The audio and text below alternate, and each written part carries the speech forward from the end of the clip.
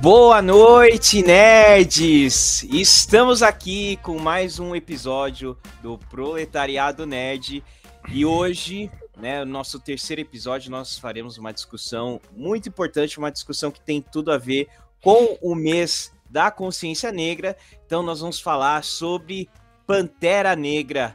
Wakanda virou as costas para a África, e para me acompanhar nessa discussão, né, essa discussão super importante, eu conto com ele, né, o nosso Killmonger, o nosso guerrilheiro aí, Luiz Gonzaga. E aí, pessoal, beleza? Vamos para cima depois dessa, né, dessa referência aí. Vamos lá, vamos para cima. Vamos lá. Eu também não posso esquecer dele, praticamente é o nosso agente Ross, não é verdade? Aquele que vem de fora, Daniel Carneiro. Opa! E aí, rapaziada? Muito bem. E por trás, né, da mesa de edição aí, o homem por trás das cortinas, que não pode deixar de ser creditado aqui, né, que está conosco, praticamente uma Shuri, né? Apesar de não ser antivacina. Thiago Cerati. Fala, opa, Thiago. E aí, pessoal, tudo bem? Feliz de estar aqui mais uma vez e queria deixar o recado, tomem vacina. É isso aí. É isso. Quem não tomou a quarta dose, tome. Mas, galera, então, hoje, né, o nosso tema é o Pantera Negra. Então, no bloco inicial, nós vamos falar um pouquinho sobre a origem do personagem, óbvio, e sobre o filme de 2018, aproveitando que essa semana, ou melhor, semana passada, foi a semana de estreia da sequência, né? Pantera Negra, a Wakanda para sempre. Então, nós vamos aproveitar aqui para fazer essa discussão no primeiro bloco, né? No segundo bloco, o Luiz vai trazer aqui o conceito e falar um pouquinho sobre a complexidade, né, do continente africano como um todo, né, quebrando um pouco essa visão que muitas vezes o próprio cinema pode trazer, né, de uma África hegemônica, né, e, né, a gente está falando de um continente com 54 países e ainda assim existe uma representação de que são realidades todas idênticas, né, que sofrem com os mesmos problemas. Então, nesse segundo bloco, a gente vai discutir um pouco sobre a complexidade e profundidade do continente africano, da perspectiva histórica, cultural, etc. No terceiro bloco, nosso amigo Daniel vai, né, nos trazer uma discussão sobre a questão, né, a visão do filme e a questão da colonização, né, seja o colonialismo e o neocolonialismo, né, e como esses movimentos eles influenciaram e ainda influenciam a visão que nós temos em relação ao continente africano. E para fechar o episódio de hoje, no Anti-Hype, nós vamos fazer uma discussão um pouco mais visando o futuro, posso dizer assim, para falar sobre as perspectivas que nós temos para o continente africano. Então, afinal de contas, a gente vai falar só das mazelas, a gente vai apontar só as partes trágicas da história e da trajetória dos povos africanos, ou existe esperança, né? Existe alguma esperança para o continente africano dentro da realidade do capitalismo, né? Então, a gente vai confrontar um pouco essas visões, falar um pouco sobre isso, trazer as perspectivas. Então é isso, pessoal. Vamos lá para o primeiro bloco, desculpe. A arte.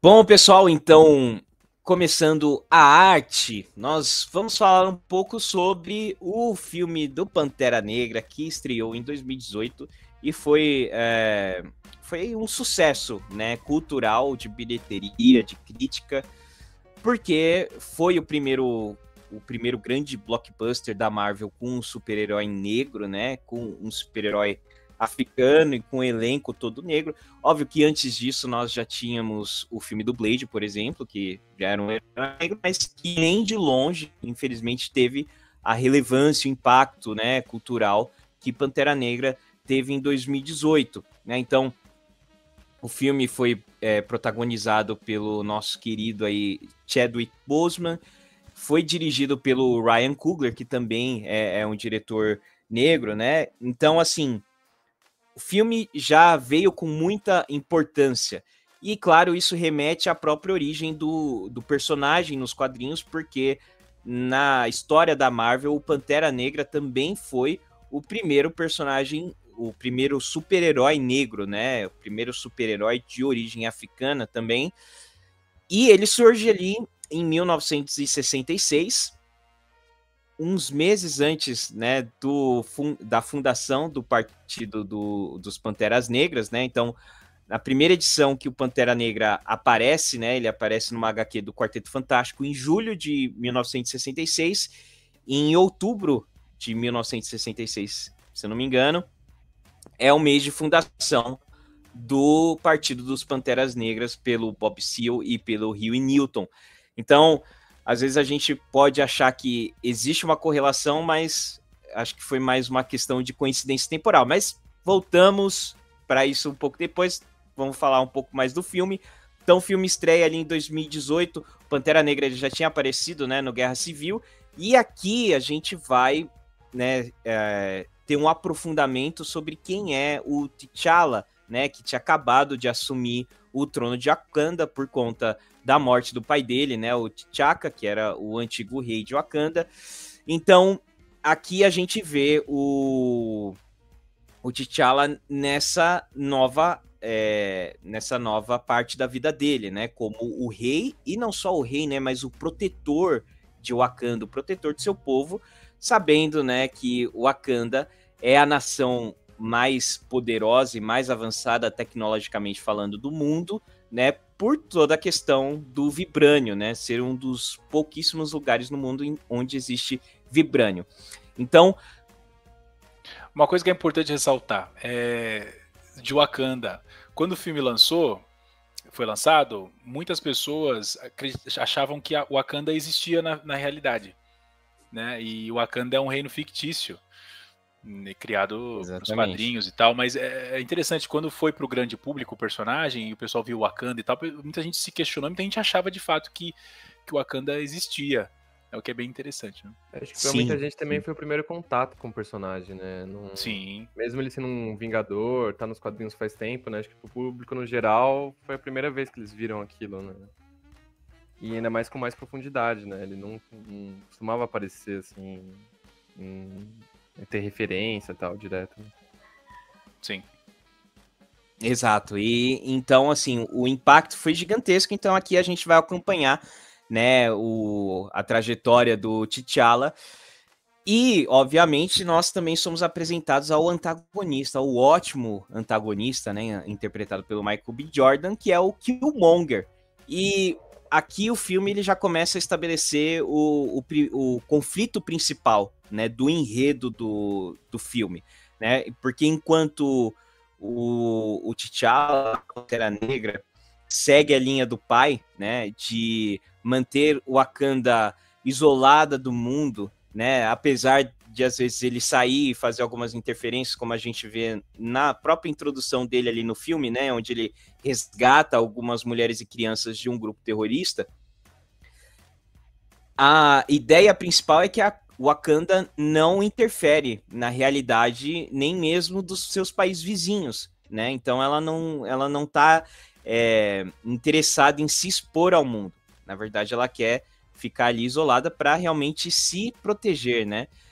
Enquanto a realeza de Wakanda tem essa visão, o Killmonger nos é introduzido como um personagem que tem uma outra visão, até porque o Killmonger é de Wakanda, mas ele cresceu fora de Wakanda, né? Ele cresceu nos Estados Unidos, foi soldado, cresceu em Auckland, então ele teve que lidar com todas as questões de segregação racial, de preconceito que existem nos Estados Unidos, então ele traz uma outra perspectiva, uma outra visão, que é a de que o Wakanda não pode ficar isolada do mundo, né? O Wakanda precisa tomar uma posição, e precisa tomar uma posição em relação aos povos afrodescendentes e aos outros povos africanos, né? Então, ela não pode ficar parada, ela não pode ficar, né, inerte enquanto ela vê os seus povos irmãos sofrendo, né? Então, esse acaba sendo um dos principais pontos de confronto entre o T'Challa, né, e o Killmonger,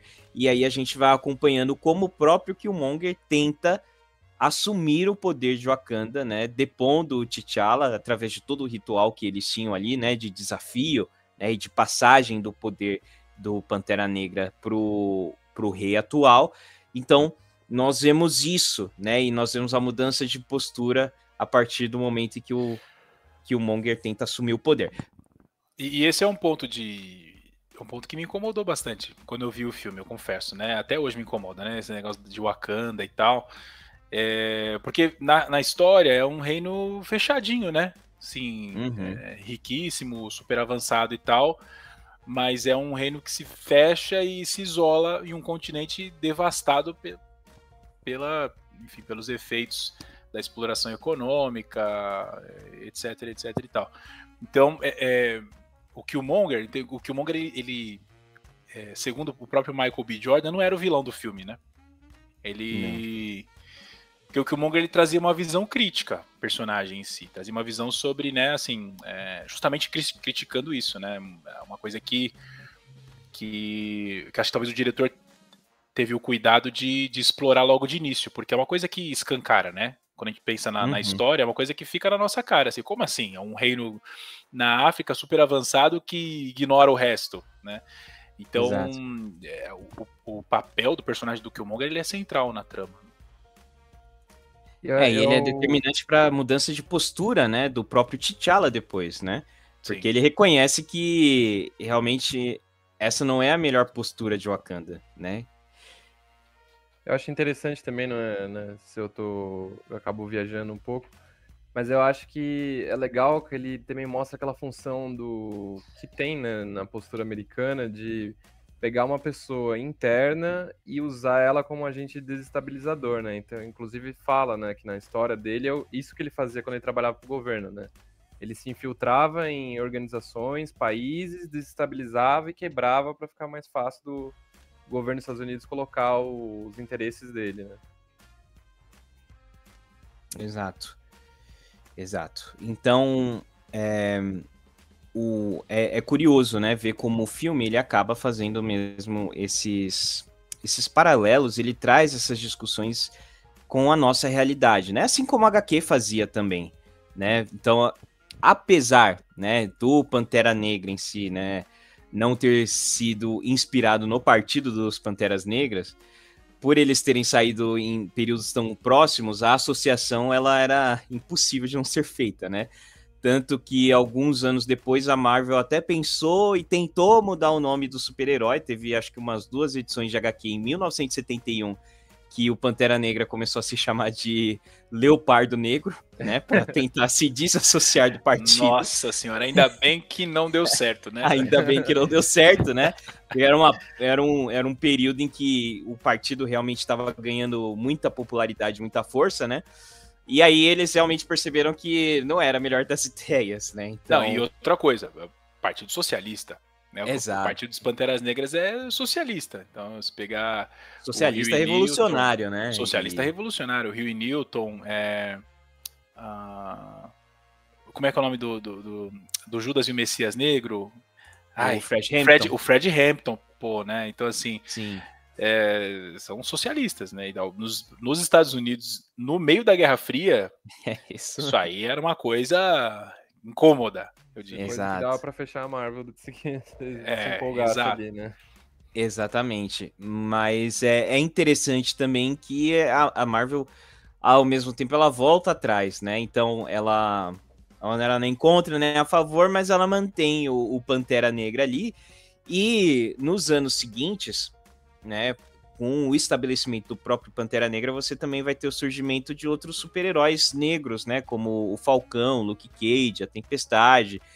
E é interessante que em 72 você tem uma fase do Pantera Negra que ele começa a combater a Ku Klux Klan, né? Então, na própria HQ ali, você tem uma fase do Pantera Negra combatendo o culto nos Estados Unidos. Então, assim, aí a Marvel começa a abraçar mesmo, né? Então é interessante ver como esses paralelos eles são feitos. E aí o filme, obviamente, ele não foge disso também, né? Então ele tem muitas influências do que foi o Partido dos Panteras Negras, né, para a história dos Estados Unidos, para a realidade norte-americana.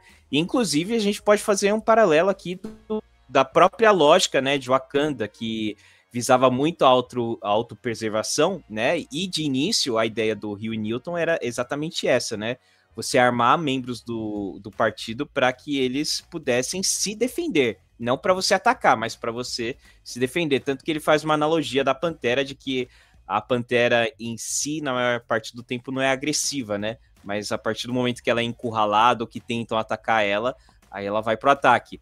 Mas a gente sabe que existiam outros líderes do Partido dos Panteras Negras que eles entendiam que a luta tinha que ser mais incisiva, que não deveria ser simplesmente de autodefesa. E aí a gente volta para a discussão de Wakanda, né? Se o Wakanda virou as costas ou não. Porque uma coisa que o Killmonger fala no filme que é bem interessante é assim, o Wakanda vai até onde? Né? Até as fronteiras de Wakanda? Porque eu tava lá fora, né? Uhum. Meu pai tava lá fora. Então, assim, a autopreservação, né? A história, né? Gira em torno disso e tal.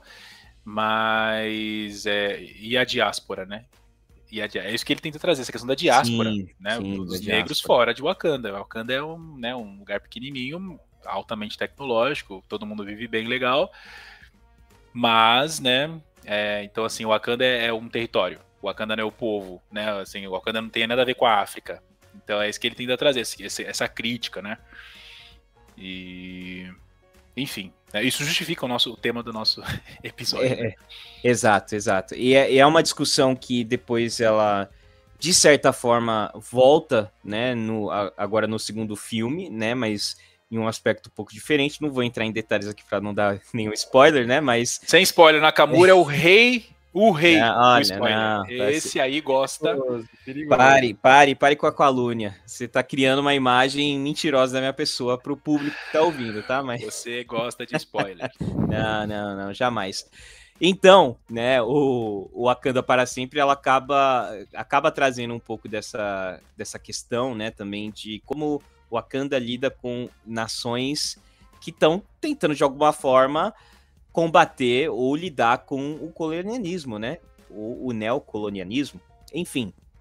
Mas além disso tudo, o filme do Pantera Negra ele também traz consigo vários signos visuais, né? Então, se a gente puxa ali, até por isso ele ganhou o Oscar, né, de melhor figurino, porque ele traz, né, referências culturais, referências de vários povos, né, africanos, que a gente sabe que, óbvio, não tá tudo ali, né? Não faz tudo parte de uma nação só, mas Wakanda meio que é colocada no cinema como um símbolo ali pan-africano, digamos assim, porque ela vai bebendo, né? Vai tendo influência de vários povos, né? Diferentes. E aí você tem isso no figurino, você tem isso na trilha sonora, você tem isso até na iconografia, né? Dos posters que são feitos na divulgação do filme. E, óbvio, isso é tudo proposital, né? Então, você tem desde ali das Dora Milaje até o figurino, né, dos outros soldados da fronteira, do M'Baku, né? Todos esses personagens, tudo que eles vestem, a maneira como eles se vestem, né? A própria roupa do Pantera Negra, não são coisas que estão ali por acaso, né? Tem Sim. tudo ali um propósito, uma referência. E tem uma coisa, assim, porque... e aí, isso escancara um problema do universo cinematográfico de uma forma geral, que é o quê? O da exclusão da África. Porque Sim. você tem uma tentativa nobre ali de você fazer referência a várias culturas, etc e tal, mas assim, é limitado, porque não tem como você fazer isso num filme só. Exatamente. O problema é que a gente só tem um personagem, a gente só tem um filme, né? A gente só tem uma oportunidade de poder mostrar essas coisas, então fica tudo costurado. Sim. Fica legal, mas é importante ressaltar que a África é muito mais complexa, né, culturalmente falando, do que a gente pode costurar num filme só. Mas isso é problema da questão estrutural e não da questão, não do filme em si. O filme tentou fazer o máximo possível, né? Sim, tentou se fazer o máximo possível no filme. Lembrando que, né, a Marvel demorou, acho que são quase 15 filmes, né, pra ter o primeiro filme com um protagonista negro, né? Exato. 10 Exatamente. anos, né? Porque começa em 2008, só em 2018 que a gente vai ter o primeiro filme de um herói negro mesmo. Mas acho que esse é o ponto aqui, né? Visualmente é um filme lindo, assim, o segundo também mantém esse nível, né? Assim, tudo é muito bonito, é muito bem feito, é feito com muito esmero, mas a gente sabe que existem limitações e essas são, obviamente, limitações estruturais. E acho que aqui fica um bom ponto, porque Pantera Negra se esforça, mas ele ainda não consegue fugir dessa questão de conseguir retratar de fato a complexidade do continente africano. Porque você retratar a complexidade de qualquer continente é difícil, né? É difícil. Mas, né? Então, assim, agora acho que é um bom momento para a gente pensar o que é a complexidade do continente africano. Se Pantera Negra não conseguiu, né, de fato, retratar isso, acho que a gente agora pode entrar nessa conversa e entender, né, um pouco mais sobre a complexidade, fugindo da limitação óbvia do cinema, de Hollywood e das mídias que a gente tem aí. Então, beleza, vamos lá. Vamos pro conceito, então. O conceito. Bom, vamos lá então, pessoal. Primeira coisa, né? Eu vou trabalhar aqui o conceito, vou trabalhar a África, né? Como a África, na verdade, é o conceito aqui, mas eu não tenho nenhuma pretensão de esgotar, que é impossível, né? Como Nakamura citou bem, né? Você vai esgotar o assunto de um continente, não tem como, né? Até porque eu também não tenho competência para isso, né? Eu não sei nem se alguém na face da Terra tem competência para tratar com profundidade. Provavelmente não. Não tem, né? Tem 54 países, 1 bilhão de pessoas. Exato. Muitas etnias, muitas línguas. Né? Nós temos especialistas, né? Podemos citar vários especialistas aqui em algumas áreas, né?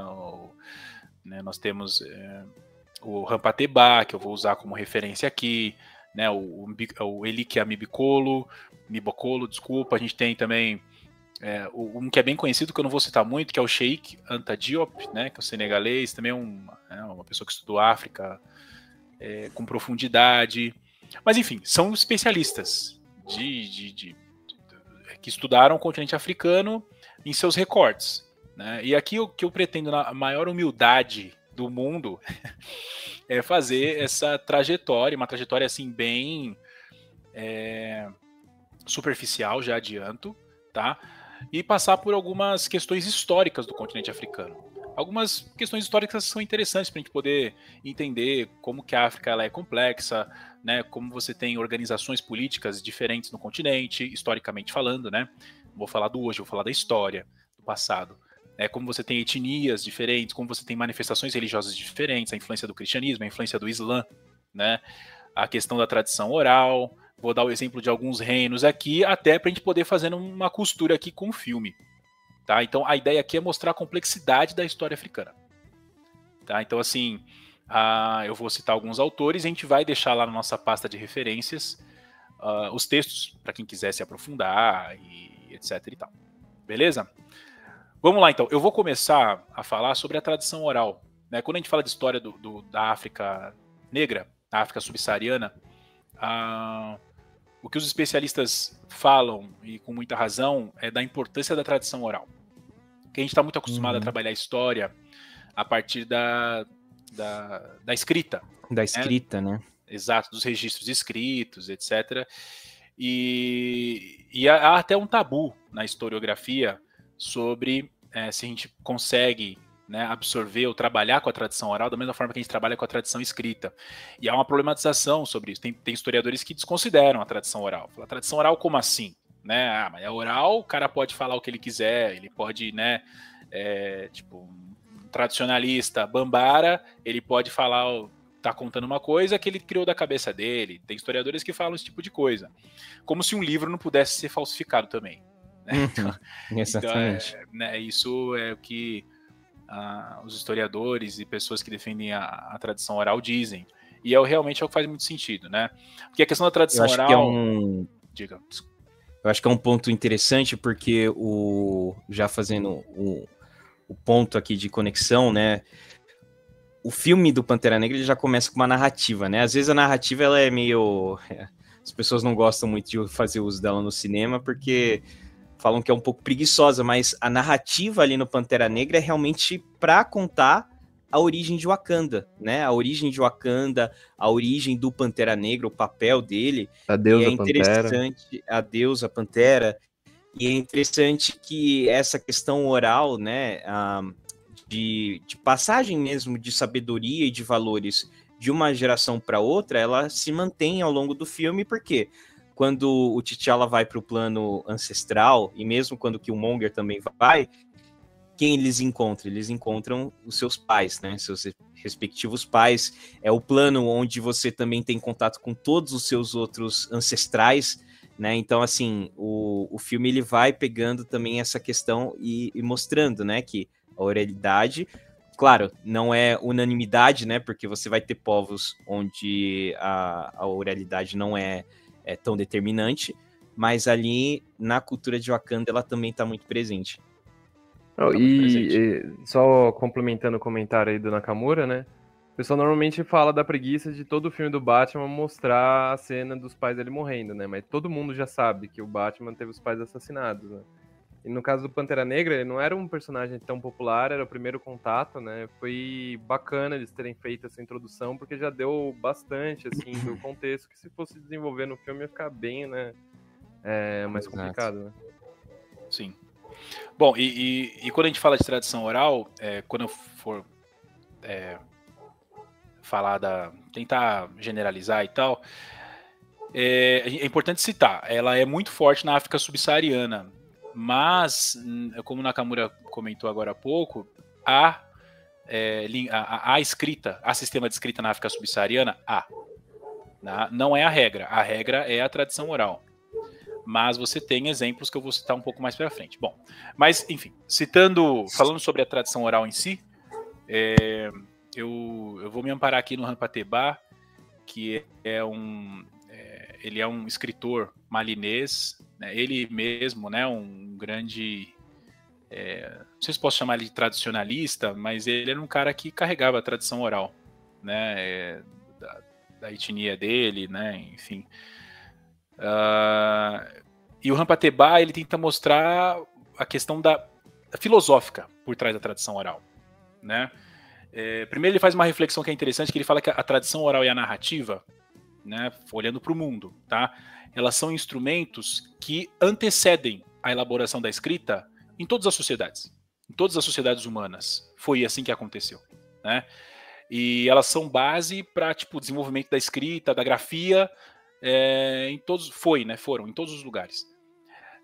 Acontece que nas sociedades ágrafas, que são as sociedades que são majoritárias no continente africano, na parte subsaariana, a palavra ela tem um significado mais profundo, né? E aí entra a questão filosófica, né? Ela está ligada ao valor do homem que a faz. Então por isso que a questão da memória ela é muito importante, a questão da confiabilidade é muito importante, né? Então assim, é realmente uma tradição, uma coisa passada, né? De geração em geração, que tem nessa questão do valor, uma questão muito importante. Então, ele cita, né? Isso é fato, né? Assim, questão física. Os tradicionalistas, os griots, né? Que eu vou comentar um pouco sobre eles depois, eles têm que ter uma memória poderosíssima, né? Uhum. É uma questão de treino mesmo. A gente hoje usa muito a escrita, hoje no computador e tal. A gente está desaprendendo a escrever, certo? Vocês escrevem no papel aí, fica difícil, né? Assim, ou minha letra já é feia, se eu vou escrever no papel, fica um negócio, nossa senhora. Agora dá mais trabalho escrever no papel. Não cara, você fica até com a mão assim, meio, né, difícil e tal. E ele fala o seguinte, fala assim, realmente, se você usa a escrita, a memória nossa fica comprometida, a gente deixa de usar a nossa memória. Então ele quer mostrar, na verdade, a importância da memória para sociedades que usam a tradição oral como meio para, né, guardar a sua história e preservar e tal. Uhum. Então, e além disso também tem a questão do componente mágico, né? Então ele trabalha muito a questão dos Bambara, né? E a palavra tem esse componente mágico, né, ligada à questão espiritual, né, da divisão entre o mundo espiritual e o mundo material, coisa que eu não vou aprofundar aqui agora, mas tem toda uma, quero dizer, tem uma filosofia por trás disso. E, na verdade, tem as sociedades que usam a tradição oral, e aí é ele generalizando, tá? Não sou eu. Ele generaliza. Você tem esses componentes, né, do valor, né, da questão da memória e da mentira. Porque se a palavra está ligada ao próprio valor do homem que a carrega, mentir, se um tradicionalista, se um griot, que não é autorizado a inventar coisas, ele inventa, ele está corrompendo ele mesmo. Né? Então, por isso, é que ele quer mostrar que há preocupação. Né? Não é uma coisa dada assim, tipo, vamos falando aí o que a gente lembrar. Não é isso. Tem um método, né? Tem um valor. Então, eu achei isso é muito interessante. Né? E o texto dele, a gente vai deixar lá na nossa pasta, é um texto lindo, assim, é um negócio, escreve muito bem e tal, e para quem nunca teve contato com a questão da tradição oral, é bem interessante ler, porque você desconstrói muitos preconceitos, né? A gente desconstrói, assim, é bem interessante, fica recomendado aí para quem quiser aprofundar, tá? E acho que é legal que o filme, de certa forma, ele traz um pouco do peso disso no momento, que é quando o T'Challa, em conversa com o T'Chaka, ele descobre que o pai mentiu para ele, né?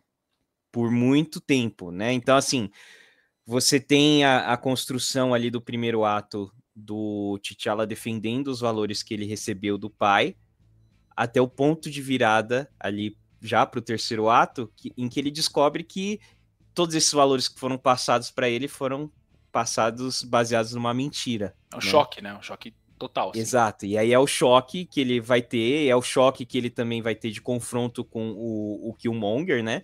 Então, é muito interessante ver esses ecos, né, no filme. Exato, a palavra é essa, eco, né? Tem mesmo. E esse é um mérito do filme, né? Essa questão da costura e tal. Bom, ainda sobre a tradição oral, eu só queria falar sobre os griots, né? É uma imagem uma figura, na verdade, que tem sido muito trabalhada, né, nas redes sociais, de um tempo para cá, quando o continente africano começou a entrar mais em pauta, né?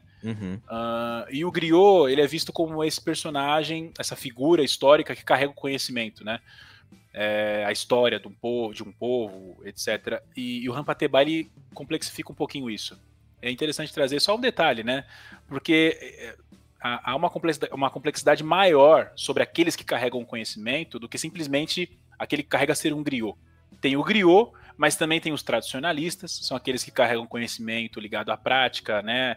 Ligado à metalurgia, à cosmogonia, à agricultura, à psicologia, né? Os griots, tem aqueles griots que são ligados mais à festividade, né? Aqueles griots que servem a uma família, a história de uma família, a questão da genealogia, né? Tem aqueles griots, são os griots reis, né? Que são aqueles que realmente são quase tradicionalistas, que não podem inventar coisas, porque assim, o griot que é ligado à festividade, né? Que ligado à música e tal, ele até pode inventar algumas coisas, segundo o Rampateba, né? Mas o griot rei não. O griot rei é quase um tradicionalista, ele carrega o conhecimento que tem que ser passado da forma como foi passado lá no começo, né? Então, para mostrar que tem tem uma complexidade maior daquela que simplesmente o griot, né? Sim. E lembrando a gente também tem um griot no filme do Pantera Negra, né? Tanto no primeiro quanto no segundo. Que é a inteligência artificial. Pelo Trevor Noah, né? O comediante sul-africano lá. É verdade, é verdade. E é a inteligência artificial que é o assistente da Shuri, né? Que é a irmã do T'Challa. Então, ele ali é quem contém conhecimento, né? E que vai auxiliando ela nas experiências científicas dela, né? Então, isso é legal. Assim, o filme ele pode ter as limitações que ele tem e tal, nessa questão estrutural, mas nesses detalhes, assim, você percebe que existiu, né, um cuidado para você trazer realmente esses aspectos, né, da cultura. Ele é bem rico em referências, né, cara? Não é só aquela referência óbvia ali sei lá, lembro nos primeiros filmes do Homem de Ferro que tinha o escudo do Capitão América, né, que todo mundo vem. Tem essas referências mais discretas, né? Igual o Gonzaga tá falando aí sobre linguagem, né? Então, um dos idiomas que trazem ali é o Xhosa, né? E o falante de Xhosa mais famoso aí que teve na história é o Nelson Mandela, né? Então, é um cuidado, assim, de aquela referência, eu acho, né? Pelo menos, assim, mais refinada, cuidadosa, mas, né, para quem gosta, quem se interessa, tá ali, né? Sim. Quem conhece vai reconhecer. É um filme de referências refinadas, né? E é difícil de você pegar isso, né? Eu só peguei a questão do griot quando Nakamura falou pra mim, né? Do griot, que é o... Porque eu não tinha pegado, né? Ela fala griot, Exato. eles falam griot, né? Griot. Só um griot. Mas é o griot, né? Bom, só pra fechar isso aqui, o Rampateba, ele fala, sempre se supôs que os griots fossem os únicos tradicionalistas, mas tem vários, né? Tem os griots músicos, os griots embaixadores, tem os griots genealogistas, como eu falei, enfim, tá? Bom, só que, como eu falei para vocês, nós temos também o sistema de escrita na África subsaariana, ou pelo menos alguns poucos sistemas de escrita, tá? Eu vou falar sobre 2 aqui, são os 2 talvez, um deles é mais conhecido do que o outro, né? E aí eu vou aproveitar para falar sobre, né, os lugares de onde surgiram, né? E começar a traçar assim, minimamente uma questão histórica de complexidade dos povos africanos do passado e tal. Bom, o primeiro sistema de escrita é o Ge'ez, né, que tem a sua origem no reino de Axum, na verdade no Império Axumita, que é onde fica hoje a Etiópia e a Eritreia, né? Então a língua e a escrita Axumita era o Ge'ez, né, que é usado até hoje, tá? Bom, falando sobre o Império Axumita, né, ele foi considerado um dos impérios aí, ou dos grandes impérios do final da Antiguidade, né? Então quando a gente pega ali Roma, enfim, Pérsia, etc e tal, a gente tem o Império Axumita como um grande império também, desse período.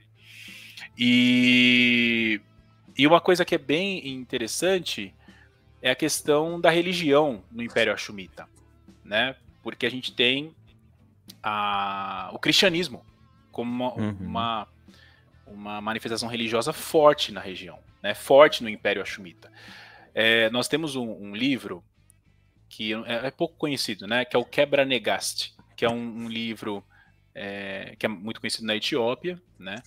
Mas é um livro que descreve a história lendária da origem da dinastia salomônica dos imperadores da Etiópia. Então, o último imperador da Etiópia foi o Haile Selassie, no século XX, né? A dinastia terminou em 1974, né? E aí o Quebra-Negast coloca o Selassie, na verdade, como o último representante dessa dinastia que começou lá no rei Salomão. Na verdade, né, com Menelik, que era o filho da rainha de Sabá com o rei Salomão. Então, a tradição cristã na Etiópia, ela é muito antiga, né? Sim, e é bem... Você tem referências ao Império Etíope até no Novo Testamento também, né, da Bíblia. E eu acho que isso é interessante, né, e querendo ou não, é uma coisa que tá ali, né, no Pantera Negra, que é realmente você mostrar essa estrutura, né, de governo, de Estado, que muitas vezes a gente não associa aos povos africanos, né? Sim. Então, assim, quando a gente pensa em dinastia, né, quando a gente pensa em reinos, a nossa educação como boa eurocêntrica, né, ela sempre vai remeter a reinos europeus, né? No máximo a gente vai chegar ali, né, nas dinastias chinesas, etc. E muitas vezes a gente não associa a África a isso, né? E a gente deixa passar que existe uma história muito rica, né, de reinos e dinastias que estiveram ali, né, no continente africano. Sim. O Elikia Mibokolo, que é um historiador congolês, né? Ele fala justamente sobre isso. Quando ele pega essa região da África Oriental, no chifre da África ali, ele fala que o Estado, essa noção de Estado que a gente tem hoje, ela pode ser aplicada para aquela região tranquilamente, né? Essa organização estatal e tal, porque a gente tem o Império Axumita, né? Você tem a Núbia, você tem Meroé, né? Você tem os reinos ali, outros reinos ali que formaram depois da Etiópia. Então, assim, ali você tinha uma questão estatal, né? Ou pelo menos um modelo ali que é próximo daquilo que a gente entende como construção de um Estado, né? Exato. Enfim. E sobre o Império de Axum ainda, só citar, né, essa questão do cristianismo, historicamente, o que se convém, né, o que a convenção diz é que o reino foi convertido ao cristianismo pelo bispo Frumêncio, né, no século IV. Então vejam, século IV, Nossa, gente, muito tempo atrás, né? Século IV, a gente estava falando lá da cisão, não é? A cisão do cisma do Oriente. Não, antes disso até, eu acho, né? A questão dos primórdios do cristianismo, é isso que eu quero dizer, né? Sim. E tal. Enfim. E aí, eu não sei, acho que isso eu posso pular para outro sistema de escrita, né? E aí eu vou pular para outra parte da África, né? Que é a África Ocidental. E esse sistema de escrita ele é muito menos conhecido pelo público geral e é muito menos conhecido pelos especialistas que estudam os sistemas de escrita na África, que é o Nicibide, né? O Nicibide ele era uma escrita desenvolvida entre os Efiks. Foi uma escrita desenvolvida entre os Efiks, uma etnia da África Ocidental, da região do delta do Níger, e era uma escrita utilizada por uma organização secreta dentro da sociedade, que é o EP, ou ECP, né? E era uma escrita que se constituía de símbolos, ou ideogramas e tal, e eram muitos ideogramas. Hoje a gente conhece 500, né? Mas tinha muito mais, assim. E as pessoas que faziam parte dessa sociedade secreta e tal, conseguiam se comunicar usando esses símbolos e tal. Então, o sistema de escrita, né? Ideograma. E quando a gente pega, por exemplo, vamos fazer uma referência ao segundo filme, né? Sem spoiler, tá, Nakamura? Sei que você gosta. Não, mas eu... Estou me controlando. Tá tremendo, o Nakamura tá tremendo ali, ó, na cadeira. Quero dar um spoiler. Porque o segundo filme, isso não é spoiler nenhum, tem o Namor, né? E o Namor no segundo filme foi construído dentro de uma cultura da Mesoamérica, né? E tal. E a gente fala assim, na Mesoamérica essa questão da escrita também é forte, né? Esse preconceito em relação à escrita também é forte na Mesoamérica, né? Porque você tem sistemas de escrita que são também simbólicos, tem ideogramas. Eles têm aquele negócio de umas contas, né? Que tipo, eles fazem um... São os quipos. Isso nos Andes, né? Sim. Isso é nos Andes. Isso também, é um exemplo também. Tô falando da Mesoamérica, mas nos Andes realmente tem os quipos. Os quipos eram um sistema de contas. E aí a gente fala que assim... Complexo, né? Era do Império Inca, e você tinha os quipos que eram usados para contabilidade, só que tem historiadores que dizem que os quipos eram usados para contar história. A gente aqui não sabe ler, entendeu? A gente não sabe. Quipos que eram enormes, assim. Depois quem tá ouvindo aí pesquisa o que é quipo na internet, vocês vão ver o que é a imagem disso, né? Mas na Mesoamérica em si tem livros, tá? Então assim, livros, só que livros no sistema de escrita que é composto de ideogramas, símbolos, desenhos. A gente aqui não sabe ler, né? Então assim, muitas das escritas que estão na Mesoamérica a gente não consegue ler, mas por desconhecimento nosso, ignorância nossa hoje. E esse Nicibide, né, esse sistema de escrita Nicibide é a mesma coisa. São símbolos que restaram, a gente tenta ler. Enfim. Exato. Bom, continuando aqui nossa trajetória, né, também não quero aprofundar muito, nem tem como. Ali quando a gente pega o delta do Níger, aí etnias, nossa, são muitas etnias, né? Eu falei dos Efiks, mas a gente tem os Ijós, tem os Ecóis, tem os Yorubás, né? Os Yorubás estão ligados assim, diretamente com a nossa sociedade por conta das religiões de matriz africana, né? Sim. Então, os Ibós, tem os Ingalas, etc. E tal. E ali na região também tem o reino de Daomé, né? E é interessante falar disso aqui quando a gente fala de Pantera Negra, porque dentro do reino de Daomé você tinha uma guarda de elite que era composta de mulheres, certo, Nakamura? Sim, só mulheres, né? Que eram as Agodi. E elas ficaram conhecidas ali, né, como Amazonas de Daomé, né, porque, assim, elas eram, para quem assistiu, né, 300 de Esparta, a gente tá falando de uma tropa de elite, né, de mulheres que eram treinadas desde pequenas, né, para ser essa guarda pessoal do rei, e aí acredito que quem está nos ouvindo já começou a fazer a associação aí com as Dora Milaje, né? Que são Sim. também a guarda protetora do Pantera Negra, né? Dos reis e rainhas de Wakanda, né? Então, assim, a referência é direta, né? Então não tem nem como não pensar. Inclusive saiu esse ano também o filme, né? Com a Viola Davis, né? Da Mulher Rei, que conta a história das Agogi, né? Que é um ótimo filme, inclusive.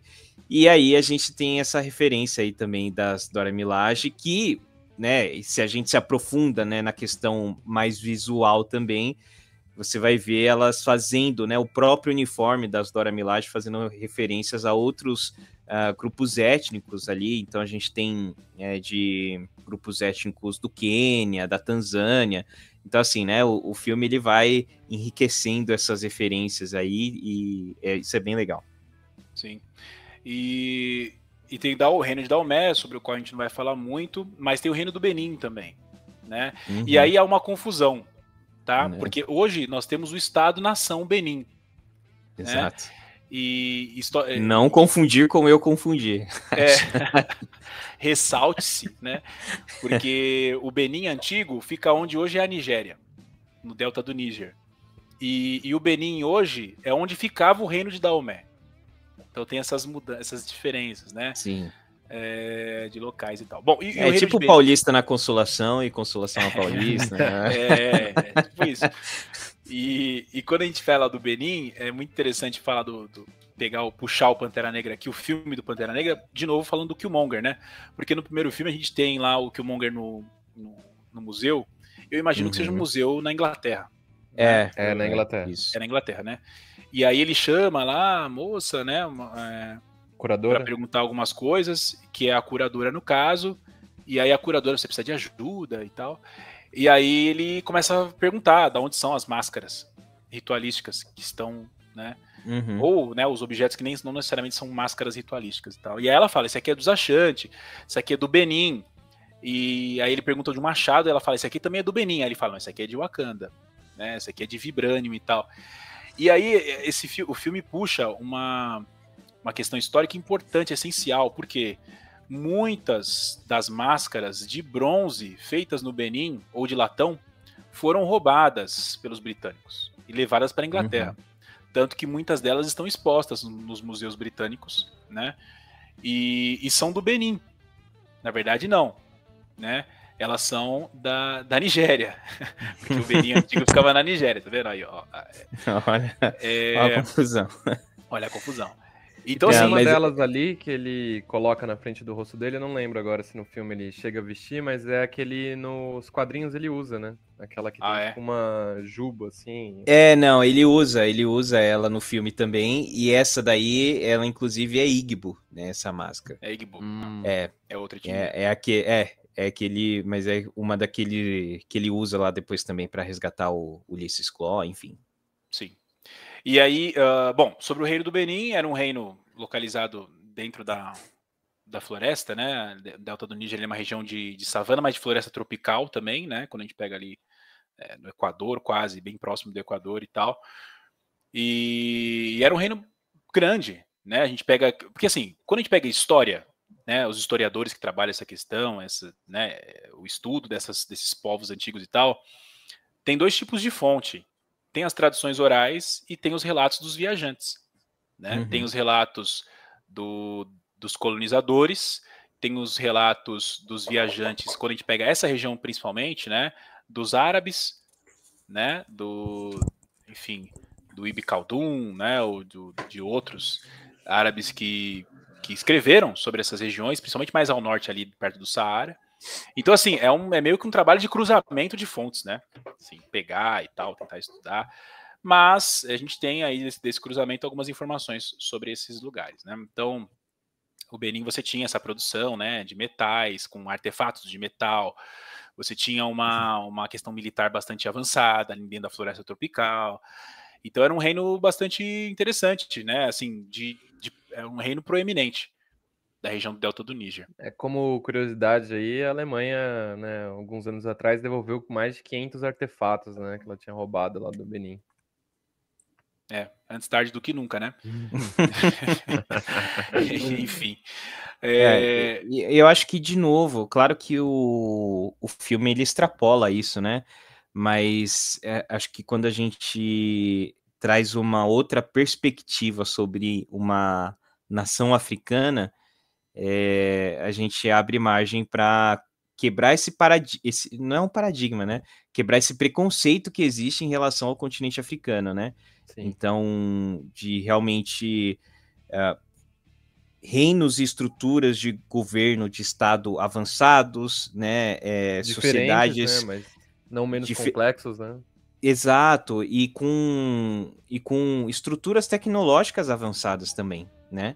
Então, existe muito essa falsa ideia que foi vendida, óbvio, né, ainda mais depois do neocolonialismo, né, de que a África era toda, né, o continente todo atrasado tecnologicamente, né, e de estrutura social como um todo, né? Então, ficou, né, essa mentira no subconsciente de muitas pessoas, de que o continente africano era isso, né, um amontoado de vários povos diferentes, mas todos atrasados, tanto culturalmente, tecnologicamente, e aí, quando a gente vê filmes que trazem um outro retrato disso, acho que isso também serve para a gente perceber que não é simples assim, né? A história da África, ela é mais complexa, como o Luiz está colocando aqui. Aproveitando aí o gancho do nosso querido Nakamura, né, e o que o Gonzaga falou das limitações e das características, né, dessa história oral, né, e também não é tão incomum, né? Eu estava lendo recentemente aí sobre mitologia nórdica, né, e as culturas nórdicas, eles também não tinham muito a tradição da escrita, né? Eles escreviam aquelas runas na pedra e tudo mais, mas se você vai procurar coisas sobre, por exemplo, o Ragnarok, é mais fácil você achar um padre cristão falando sobre isso do que você achar algo que fosse, né, daquela civilização, porque, né, dentro das atividades deles e da forma que eles criavam o acervo cultural deles, eles davam preferência para a história oral, né? E que, né, nesses conflitos muitas coisas acabam se perdendo, né? Mas a própria mitologia nórdica, ela é mais descrita por outros povos, por viajantes, né? Por os europeus ali da Europa Central do que pelos próprios nórdicos, né? Sim.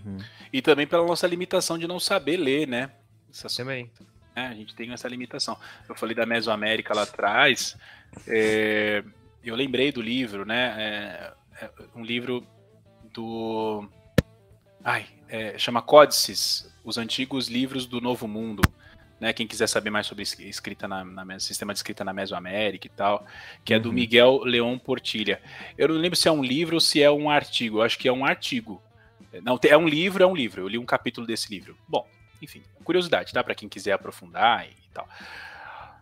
E aí, bom, voltando pro Benin, né? O Benin, a gente tem, como o Nakamura falou, tem essa visão, né, de que era tudo, né, tudo meio genérico, né, sem tecnologia, sem organização política, e não era bem assim, né? O Benin mesmo, você tinha uma organização política, você tinha um chefe político que era o Oba, né, ou o Obá, e ele era líder político, religioso e tal.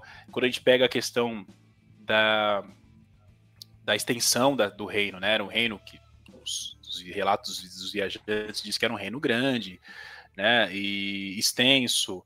Você tem a tecnologia da cera perdida, que é como eles faziam essas esculturas de latão e de bronze. Então, assim, né, essa visão eurocêntrica ela tem que desaparecer, de fato, né? Depois vocês pesquisem, vocês que estão ouvindo aí, sobre as esculturas do Benin. Vocês veem como é que é um negócio. É bonito, assim, é lindo. É um negócio extremamente... As colunas são famosas, né? As colunas que eles construíam, né, são bem famosas também. Gente, e aí, inclusive, né, colocar um paralelo aí, que quem não sabia trabalhar com pedra, nem com pedra, né, que é o básico aí, É a galera ali os bretões, né? Da ilha onde hoje é a Inglaterra. Então, assim, a gente tá falando Uma de... grande dificuldade. A Europa medieval grande. fazia cimento pior do que o Império Romano, né? Exato, cara. Precisou o Império Romano chegar lá e falar, ó, galera, vamos, quer uma ajudinha aí pra saber fazer o básico? Dá uns passos aí, galera. Que... Bom. E aí, pessoal, só vamos pular para outro lugar, então. O Reino de Gana é outro exemplo, né? É bem interessante que, de novo, tem que evitar o erro geográfico aí, porque o Reino de Gana não ficava onde hoje é Gana. É o estado de Gana. O Estado-nação Gana, que foi fundado no século XX, inclusive por um autor, com a ação política de um autor, né, e revolucionário importantíssimo na história, muito pouco conhecido, que é o Kwame Nkrumah, né? Esse estado se apropriou do nome de um reino antigo, que ficava lá no norte, né? Mais ao norte, né? Não ao norte. Ali onde hoje é o sul da Mauritânia, pelo menos é o consenso, tá? Tem um sítio arqueológico chamado Kumbi Salé, depois vocês podem jogar no Google aí, vocês vão ver que é um sítio arqueológico, enfim, os arqueólogos acreditam que era onde ficava o reino de Gana, mas não há um consenso, tá? Porque aí é aquele negócio, né? Você acha arqueologia cruzando com um relato de autores árabes que chegaram no reino, que foram ao reino. Então, assim, mas aí tem coisa aqui no relato que não bate com o que está no sítio. Aquele negócio, por isso que é consenso, tá? E nem todo mundo concorda com isso. Bom, mas o reino de Gana é muito conhecido pelo quê? Pelo ouro, né? E exato. Tem um autor francês, o Fauvel, né? Que ele escreve sobre vários reinos do continente africano, isso vai estar na nossa pasta, e ele descreve o reino de Gana, tá? A partir do relato do Al-Bakri, que era um geógrafo islâmico lá de Al-Andalus. Al-Andalus por quê? Porque os árabes dominavam, né, a Península Ibérica, e Al-Andalus ficava onde hoje é a Espanha, né? Andaluzia. Exato. E aí, Gana, por exemplo, era conhecida pela grande quantidade de ouro que possuía. Então você tinha as rotas Gana como um ponto central, o reino de Gana como ponto central das rotas comerciais do Sahel, da região saheliana, né? E os islâmicos, né? Os comerciantes iam para Gana direto para poder trocar ouro, né? Ou pelo menos trocavam, não que eles iam para o reino, mas trocavam, né? Com as pessoas do reino de Gana e tal, para se buscar essa quantidade gigantesca de ouro que eles tinham. Tem várias minas mesmo, né? Na região ali, aquela região sequíssima, né? E você tem ouro, minas que estão lá até hoje e tal. Minas de sal também tinha, né? O sal que era essencial para a África mais valioso, ao sul. Né? É valioso, porque quando você pega, por exemplo, a savana ali, é uma região no qual o solo é muito pobre em sal. Então você precisa de sal e tal. Enfim, era complexo, era uma rede, né? Sociedades que se comunicavam, né? Que sanavam suas necessidades umas com as outras e tal. Que mais, gente? Sobre Gana, né? Uma coisa interessante sobre Gana também é a conversão para o islamismo. Né? No século XVI houve a conversão, porque esses comerciantes islâmicos, tinham muitos deles que eram figuras conhecidas como ulemás, que eram pessoas que traziam a religião islâmica para reinos e tal, que não eram islâmicos. Mas é uma conversão das elites, né, do reino de Gana, não do povo de uma forma geral, que se converteu só mais para frente no século XIX, tá bom? O que mais, gente? Eu vou falar mais de 2 lugares, tá? Pra gente não se estender muito. Mas que são reinos que são interessantes ali também na África Ocidental, que é o Mali, tá? E aí aparece uma figura bastante, que eu já vi muito aí em rede social, em site e tal, que é o Mansa Musa, né? O Mansa Musa. Se vocês pesquisarem Mansa Musa... mais rico da história. Isso, exato. Se vocês pesquisarem Mansa Musa no Google, vocês vão ver que ele é conhecido aí nas redes como o homem mais rico da história. E assim, é possível que tenha sido, né? Porque a gente tem... ele estava sentado no ouro, né? O Império do Mali, ele era conhecido também pela grande quantidade de ouro, né? E aí o Império do Mali governava, né? Como ficar muito próximo ali de onde foi o Reino de Gana, é um império que, no auge do seu poder, controlou muitas das minas da região. Então, por isso que você tinha muito ouro também nas mãos do imperador do Mali. E o Mansa Musa... interessante Desculpa. Não, manda. Eu vou falando aqui, sem ninguém cortar. Tem um momento ali, naquela primeira luta, né, do T'Challa com o M'Baku, né, para ver a sucessão do trono de Wakanda, eles estão numa cachoeira, né, e aí nessa cachoeira tem várias pessoas ali, né, vários povos representados, e um desses povos é um grupo étnico ali, que é o povo Dogon, que é realmente um povo ali da região mais central, de onde, né, hoje é o Mali. Então, só uma curiosidade aí, é aquele tipo de cena que se você parar ali no filme, você vai ter, né, dezenas de referências ali, então é bem legal. Inclusive, a tribo do Rio, né, no filme, que a namorada do T'Challa, esqueci o nome dela. A Nikia. A Nikia. Ela faz parte da tribo do Rio e essa é uma curiosidade um pouco mais oculta, assim, mas o estilista que fez a roupa deles, ele vem de Gana. E o que ele montou a roupa, tal, que ficou mais característico, é aquele carinha que tem um adereço no beiço, né? Tem o disco aquela argola, aqui, né? Isso. Aquilo é feito de um estilista britânico, mas com ascendência ganense. Interessante. Bom, e o Império do Mali é muito conhecido aí, o Mansa Musa e tal, mas por que ele é tão conhecido assim? Porque o Mansa Musa, ele fez uma viagem, né? Como você já tinha conversão para o Islã, ele fez uma viagem para visitar os pontos históricos, né? Assim, os locais, né, da tradição islâmica que são sagrados, na verdade. E aí ele passou, né, numa dessas, né, quer dizer, nessa travessia ele passou pelo Egito, né, pelo Cairo. E aí tem relatos, né, históricos assim de viajantes e tal que passaram pela época ali, ou 20 anos depois da passagem dele no Cairo, que falam que teve inflação, né? Porque ele distribuiu comprou tanta coisa, né? Assim, ouro, a caravana distribuindo ouro. A caravana dele era enorme também. Enorme, né? Camelo, dromedário carregando ouro e um monte de coisa, um monte de gente junto e tal.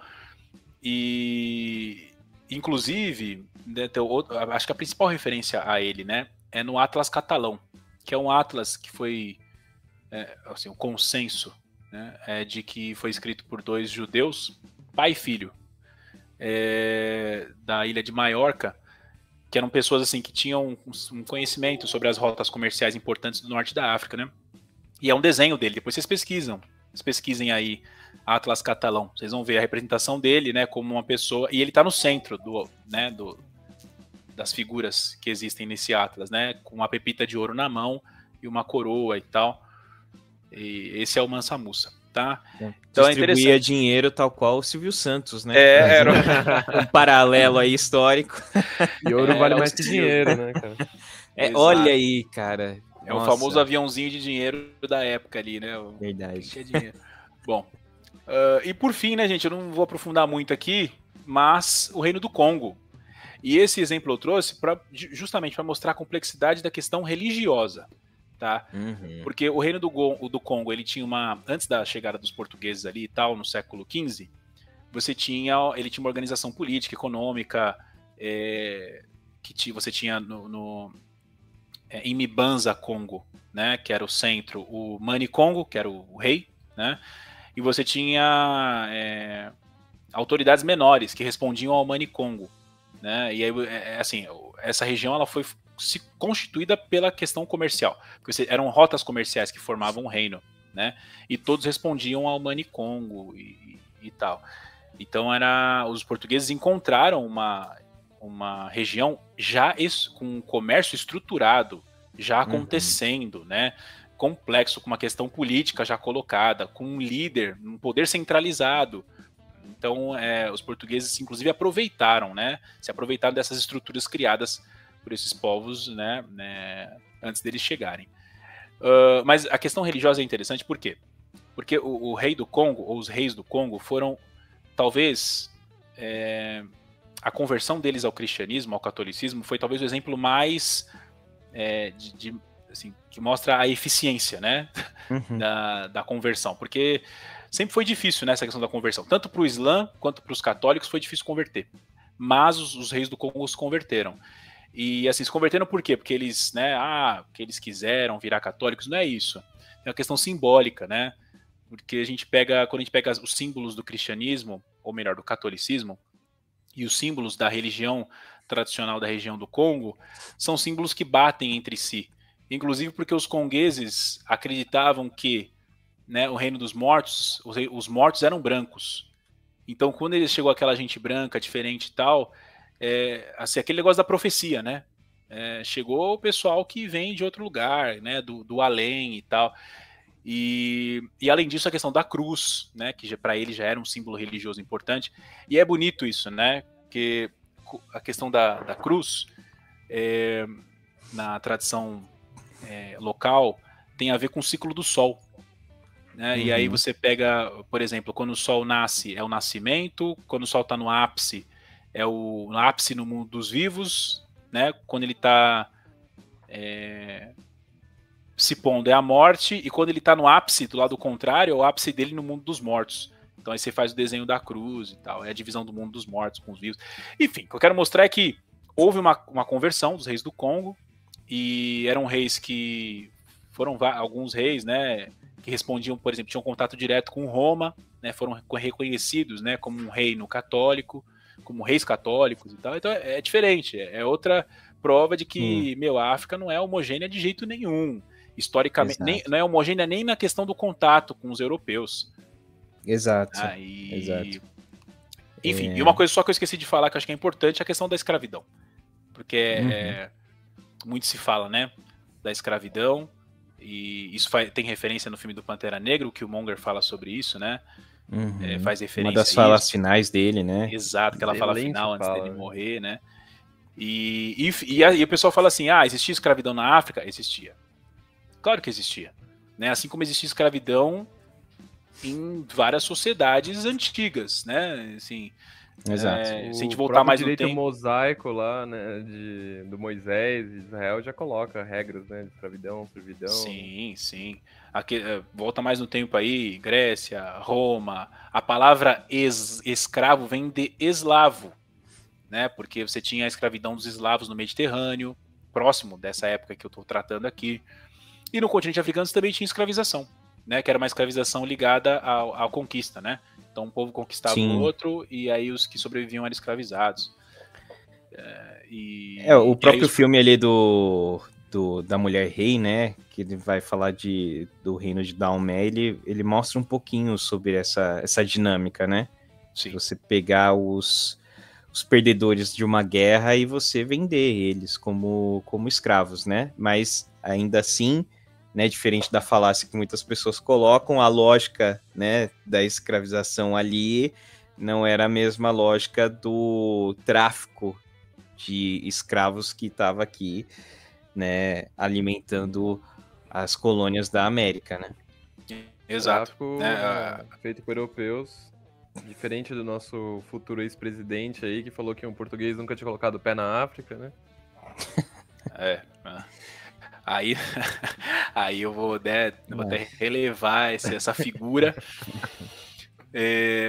Mas enfim, e tinha assim, e o que o Nakamura falou é central, e eu fecho com isso, essa parte aqui, porque a diferença, né, da escravidão que existia no continente africano, e da qual os portugueses se aproveitaram, né, para criar o tráfico de seres humanos que consolidou o desenvolvimento, né, da colonização no nosso próprio continente aqui, na América e tal, é que a escravização transformada, né, e construída pelos europeus a partir da captura de seres humanos no continente africano, ela está ligada a uma mudança econômica do próprio capitalismo, né, do capitalismo primitivo, da acumulação de capital e tal. Então é diferente, né? Porque às vezes tem essa discussão, né? Mas os africanos já se escravizavam. Tinha escravidão, sim, tinha escravidão. Mas, assim, de novo, assim como no mundo todo tinha escravidão, Exato. e não tem como comparar a questão escravocrata ligada à acumulação primitiva do capital na lógica colonial com a escravidão que acontecia né, nessas dinâmicas locais e regionais aí no continente africano. E na escala, né? E na escala, com certeza, não tem nem... 25 milhões aí de africanos, né? Toda a diáspora africana de espalhar, né, esses povos pelas Américas e pelo resto do mundo, né? Exato. E aí eu acredito que a gente consegue fazer já o link para o nosso próximo bloco, né? Que, Exato. querendo ou não, vai ser um bloco onde a gente também vai falar um pouco sobre o colonialismo e o neocolonialismo, né? E como esses dois movimentos, né, cada um em seu período de tempo e cada um com, né, as suas particularidades, como eles influenciaram, né, a realidade do continente africano e, obviamente, como eles acabaram influenciando também a nossa visão em relação ao continente africano. Então, vamos lá para o terceiro bloco, pessoal.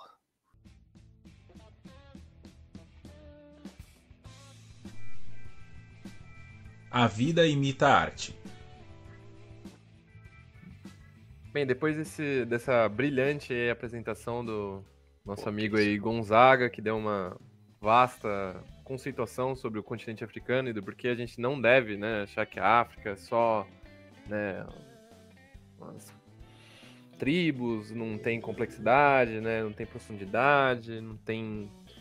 Basicamente a visão eurocêntrica, né, que é vendida pra gente, querendo ou não, né, nosso país foi, né, formado ou teve como suas elites, né, que controlaram o português, tem essa visão, né, de que a história dessas nações ou dessas civilizações começa quando entra em contato com os europeus, né? Pode ser lá os mesoamericanos do Neymar ou os próprios africanos também tem essa questão, né? E sempre, quanto na Europa, né, você não falaria que um alemão, um italiano, um britânico são tudo a mesma coisa, um monte de homem branco.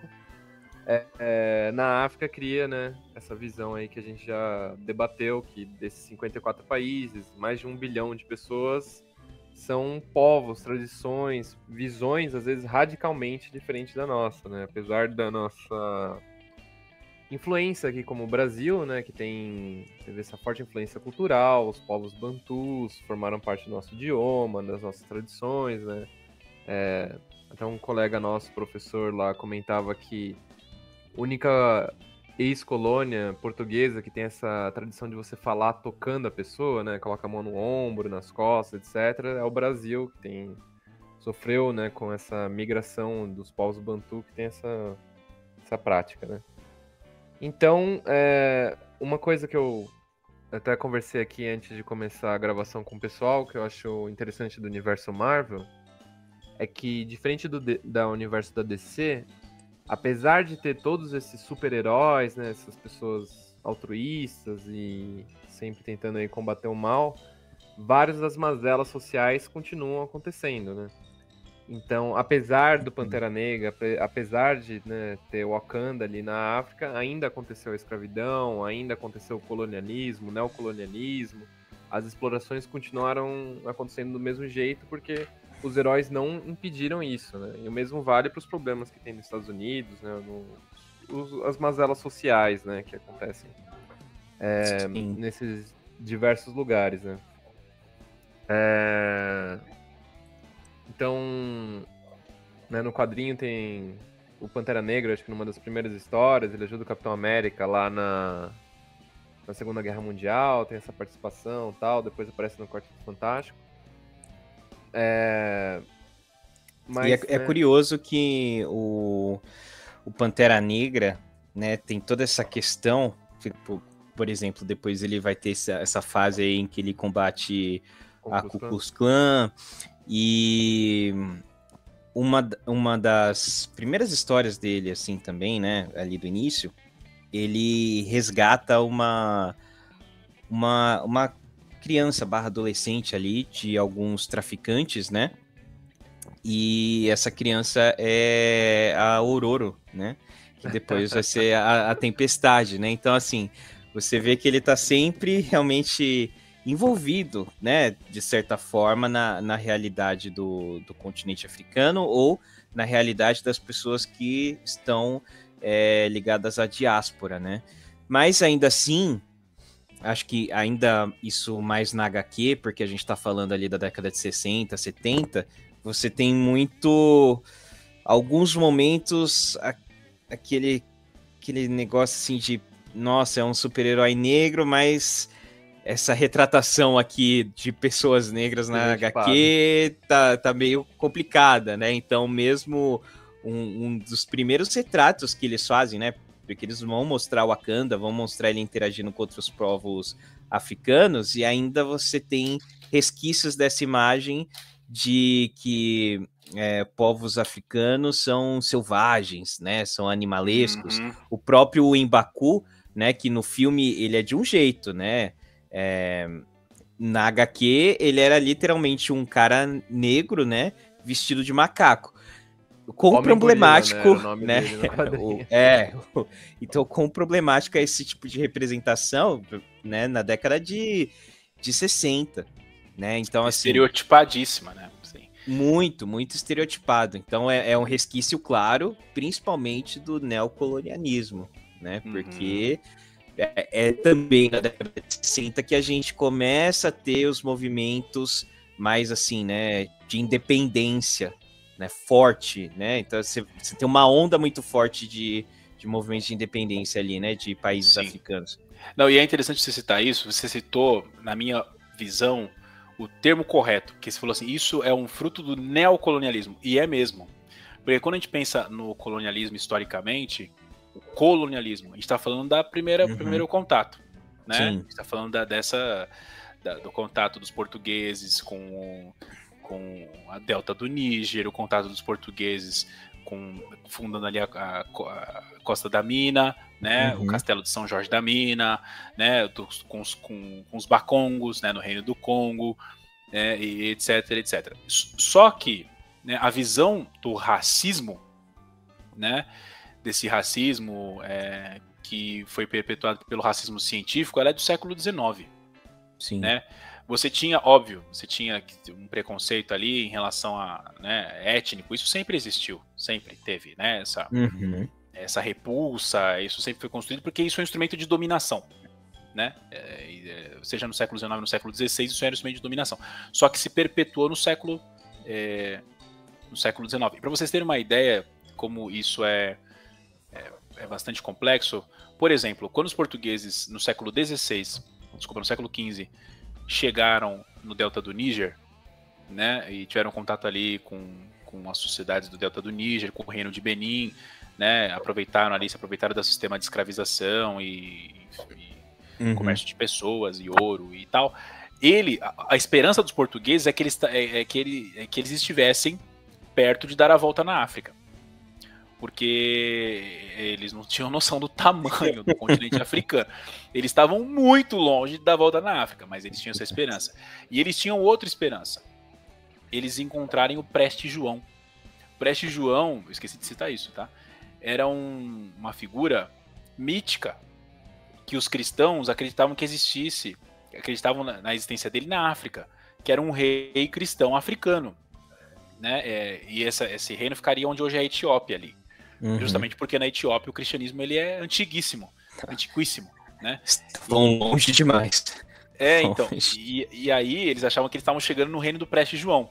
E eles não estavam nem chegando, porque tinha que dar a volta no Cabo das Tormentas, e nem encontraram o Preste João, porque o Preste João ninguém nunca encontrou, né? Mas vejam, os portugueses tinham a esperança de encontrar o Preste João, porque ele era cristão, era um rei africano cristão que podia ser usado como aliança contra os islâmicos no Oriente Médio. Olha só que interessante, né? Então, nesse contato inicial, você tinha essa perspectiva muito mais pragmática, né? E no neocolonialismo, lá no século XIX, você tem essa visão da dominação racial. E aí você tem o desenvolvimento do racismo científico e tal, que tiveram interferência na visão europeia até o século XX, tem até hoje, né, gente? Não precisa nem falar, né? E esses quadrinhos aí, eles foram desenhados sob essa égide, ainda forte, porque quando pega a década de 50, 60, 70, essa perspectiva do racismo científico era muito forte na Europa ainda, né? Embora se tivesse um avanço em relação ao século XIX, tudo bem. Mas Ainda hoje é forte, né? Mas ainda tinha resquícios muito evidentes, né? Muito aparentes em praticamente tudo, né? Exato. E acho que é interessante essa questão dessa virada, né? Que existe do comportamento colonialista e neocolonialista, né? Porque acho que existe muito esse aspecto religioso durante o colonialismo, né?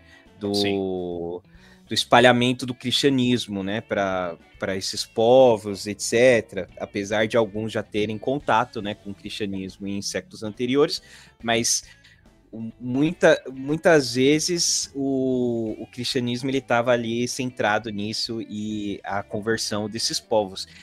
E aí o neocolonialismo, eu acho que ele se aprofunda, né? Porque ele vai não vai abordar somente essa questão religiosa, mas ele vai colocar realmente a superioridade racial e a superioridade cultural, a superioridade social, né? No sentido de que as sociedades europeias eram muito mais avançadas, né, do que qualquer sociedade, qualquer estrutura social existente, né, no continente africano, e até por isso você vai ter ali a repressão, né, ferrenha de qualquer manifestação contrária, né, ao domínio europeu. Exato. Então, você tinha o neocolonialismo, ele está num contexto histórico que é o contexto histórico da Belle Époque, né? A Belle Époque na Europa, aquela questão da euforia, né, com as mudanças da segunda revolução industrial, o progresso técnico voltado para o aumento da produtividade das indústrias, né? Pô, eletricidade surgiu nessa época na Europa. Pô, poste de luz, você acender luz sem precisar de fogo, coisa surreal. O uso do petróleo, enfim, vários avanços técnicos ligados à segunda revolução industrial que mostram essa virada do capitalismo, né? De um capitalismo industrial fabril para um capitalismo também financeiro, né? Porque aí você começa na segunda revolução industrial ter as indústrias dependentes cada vez mais dos bancos e tal. E eu estou falando isso para explicar uma questão que é determinante na África, né? Que é como, a partir do Congresso de Berlim, as potências vão explorar o continente africano. Né? Então você tem a divisão do Congresso de Berlim, da África, vamos dividir e tal. E eu vou pegar um exemplo, tá? De uma figura bastante importante que eu já citei, que é o Nkrumah.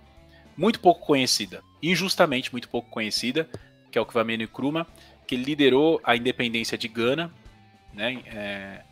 Que era dominada, colonizada pelos ingleses. E ele foi um cara ele foi presidente, primeiro presidente de Gana, e ele escreveu uns 5, 6 livros. Mas o livro mais conhecido dele é o livro chamado Colonialismo, Neocolonialismo, o último estágio do imperialismo. É esse o nome, eu tenho quase certeza, tá? E aí, esse livro é fantástico, assim, porque ele mostra como que Gana era dominada pelos conglomerados industriais financeiros. E ele faz um mapa, ele faz mapas, gente. Assim, essa indústria tem esse braço, essa holding controla essa indústria, que estão aqui em Gana, explorando a gente, né? Que mostra o que é o neocolonialismo, que é justamente a dominação europeia incentivada pelo setor privado, né? Industrial, financeiro, que viu no continente africano uma fonte de recursos, né? Muito. Exatamente. E na Ásia também. Né? Mas na África o negócio foi talvez mais incisivo do que na Ásia, né? Nesse sentido. Com certeza. Eu acho que é interessante aquele texto que você compartilhou do Joseph Kizerbo, que ele faz um pouco essa discussão, né? De como primeiro, de como já existiam estruturas de poder ali no continente africano e de como o neocolonialismo ele começa a destruir essas estruturas de poder, essas formas de governo, começa a estabelecer principalmente essa noção de mercado e de supressão de Estado, de poderes de Estado. Então, você começa a criar esses nichos e a presença da exploração mercantil ali dentro, né, do continente africano de maneira que você não tinha antes, né, no colonialismo. Sim. enfim, então ele vai pontuando isso e de como isso impactou, querendo ou não, a trajetória desses países, né? Porque você, mesmo depois que você tem a onda de independências, esses países continuam sofrendo com instabilidade política. Instabilidade política porque você criou toda uma cultura, né? Ali na época do neocolonialismo, né? E uma cultura de que você pegava líderes locais e você estava preocupado em ensinar eles a reter poder e concentrar poder, né? Não em praticar algum tipo de governo democrático de fato, né? Então, os reflexos a gente vê até hoje. E aí eu faço a pergunta, né, para vocês, dentro da fantasia. Onde estava o Wakanda nesse período tenebrosíssimo? Né? Virou assim, as costas ou não virou? Virou as costas ou não virou, né? Assim, já dizia Killmonger. Já dizia Killmonger, né? E no filme... não tem como, né? É fantasia, gente, tudo bem, mas a gente tem que problematizar para entender. Porque sim. justamente a vida imitando a arte, a gente tem que fazer esse movimento, né? No filme, o Daniel citou bem aqui, e acho que o Nakamura citou também, o Pantera Negra resgatando. No primeiro filme, logo no comecinho, né? Lembra quando começa o filme, ele pula... Boko Haram, né? Ele pula da nave. Isso, acho que é isso, né?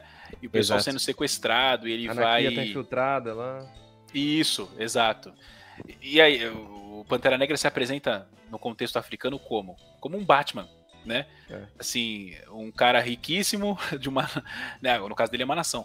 Riquíssima e que sai à noite para poder, né, dar um jeito ali no que ele pode.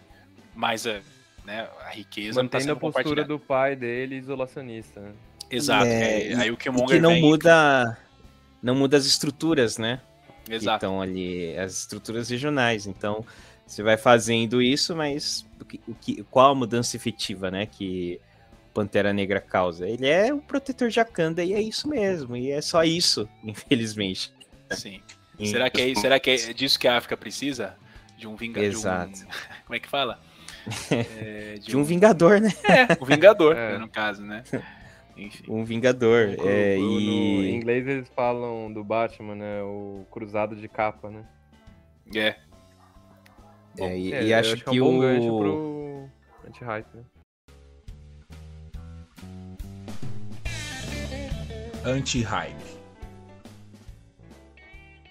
Bom, pessoal, então chegamos aqui no nosso último bloco. E agora a gente vai fazer uma discussão mais profunda sobre, né, o tema do episódio que eu citei lá no comecinho, que é a questão, né, a relação de Wakanda com a África e também qual é a perspectiva da África para o futuro, né? A gente tá falando de séculos aí de exploração, né, nesses últimos séculos que a gente viu com o neocolonialismo, com o colonialismo, e nós vemos os efeitos disso até hoje, mas assim como a África ela é complexa, ela não é um bloco hegemônico, ela também tem caminhado, né, com as suas próprias pernas para ter um futuro e para buscar um futuro mais brilhante, né? Acredito que aqui vale citar o nosso querido Patrício Lumumba, né? Que ele fala que a África ela escreverá sua própria história, né? E tanto no norte quanto no sul será uma história de glória e dignidade.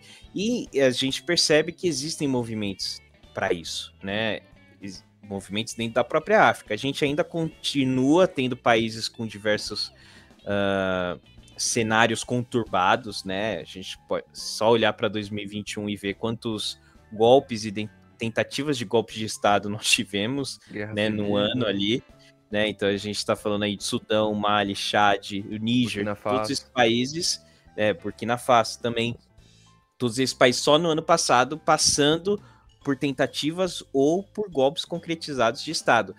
Ainda assim, a gente tem movimentos claros da União Africana para tentar realmente gerar uma integração efetiva, né, com o continente.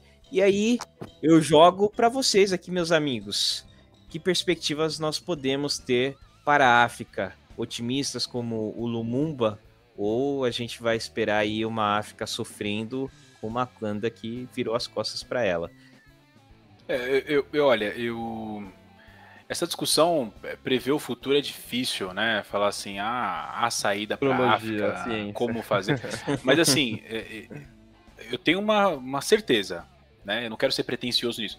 Não há saída para a África dentro do capitalismo, não há, né? E porque da forma como o sistema, né, a forma como a divisão do trabalho se coloca no capitalismo é uma forma que coloca a África como uma fornecedora, né, de matérias-primas, né, um lugar a servir como local de exploração, onde você pode desestabilizar os governos a hora que você quiser. Quando a gente fala de neocolonialismo, a gente está falando disso também, né, desestabilização. A gente tá, esses golpes militares que acontecem em países do continente africano recorrentemente são golpes que muitas vezes foram assim, ou fechou-se os olhos, né, ou houve influência, né, de conglomerados industriais, financeiros, porque a desestabilização faz com que você tenha uma facilidade maior para explorar os recursos daquele país, né? Eu acho que o processo, por exemplo, da própria Nigéria ali, quando você tem a separação de Biafra, né?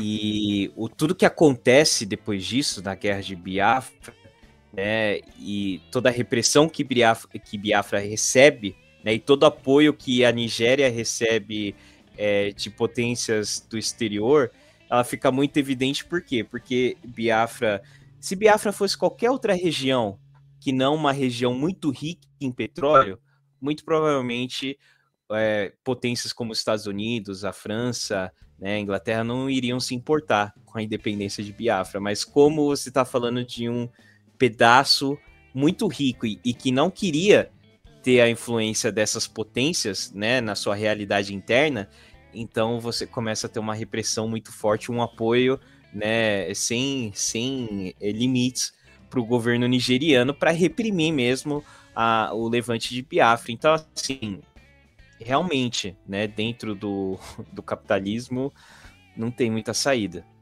Você pega a ação da comunidade internacional, muita hipocrisia, tem muita hipocrisia ali, né? Sim.